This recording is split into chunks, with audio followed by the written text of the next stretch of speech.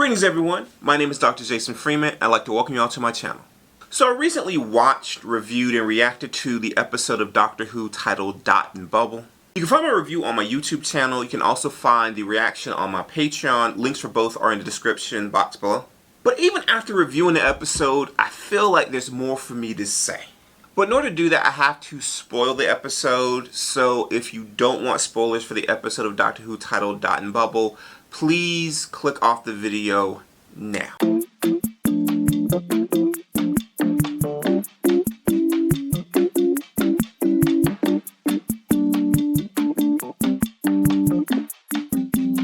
You've been warned. Like, you have a magic box? Seriously? Bigger on the inside.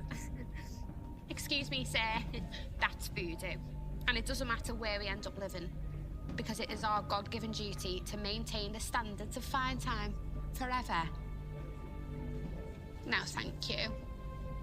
And goodbye. Oh, I can't even. I don't care what you think.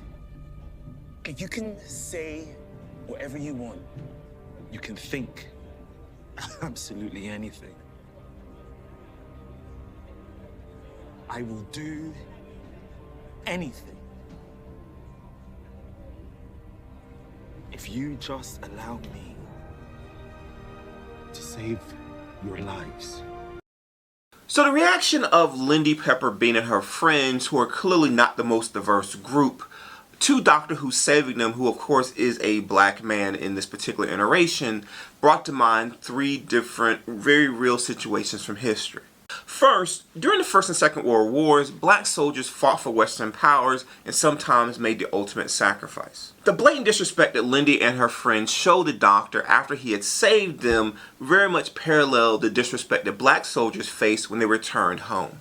Second, the treatment of the Doctor in the episode Dot and Bubble reminded me of the treatment of a real doctor, Dr. Charles Drew, who is the father of the modern blood bank. In Dr. Drew's research, he demonstrated that plasma and red blood cells, if they're separated, could actually be stored longer under refrigeration than if they are kept together. Also, by separating them, it reduces the likelihood of contamination. And because everyone's plasma is basically the same, in cases where you don't need whole blood transfusion, you can just utilize plasma regardless of blood type. Similar to the 15th Doctor, Dr. Drew became outraged by racism directed towards him and others when he resigned as director of the Red Cross Blood Bank and the assistant director of the National Research Council. He resigned due to the U.S. War Department's policy of separating the blood of black and white soldiers, which has no real scientific basis. In 1950, at the age of 45, Dr. Charles Drew died as a result of injuries from a car accident. Now, there's a story that's been out there for a while that says that he died because he was refused a blood transfusion at an all-white hospital. However, there doesn't seem to be any truth behind that story. That being said, during the height of Jim Crow, Dr. Drew and a large number of African Americans were denied treatment for various ailments, and some of those ailments led to death. Just remember, during the Tuskegee experiment, African American men were denied treatment for syphilis. Now, going back to Doctor Who, imagine if there was a situation where the slugs had gotten through to the dock where they were, and they cut him off from the TARDIS. Do you really think they would have allowed him on that raft? And lastly, there's the case of the Windrush generation, which came to Great Britain after the Second World War. Due to the destruction of mainland Britain by the German Luftwaffe, Britain sought help from its colonies to rebuild the country. For example, nurses from British colonies were actively invited to come migrate to Great Britain. However, after the mass migration of people of color to Great Britain as part of the Windrush generation, many people in this generation faced racial violence and discrimination. And even in the 21st century, we have what's called the Windrush scandal, where people have been here for decades who came with the Windrush generation were now facing deportation. Similar to what we saw with the 15th Doctor, the help that was given was not really appreciated.